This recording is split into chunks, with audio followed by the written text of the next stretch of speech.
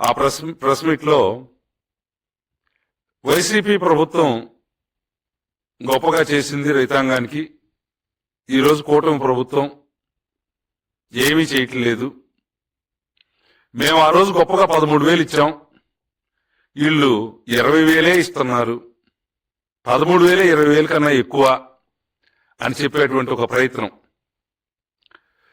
రైతులు అన్ని విధాలా కూడా ఆదుకున్నాం, ఈ ప్రభుత్వం గాలి కుదిలేసింది అని మరో ఆరోపణ.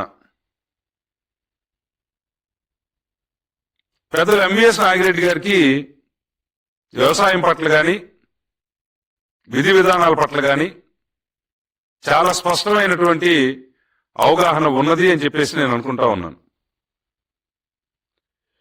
ఎన్నికల కోసమో ఎదుటి పార్టీ పైన బురద లేదని కోసమో మన వాదన కరెక్ట్ అనిపించుకోవటానికో రకరకాలు చెప్పొచ్చు, కానీ ప్రజానీకం వీటన్నిటినీ గమనిస్తా ఉన్నటువంటి పరిస్థితిని ఎక్కడా కూడా మర్చిపోకూడదు.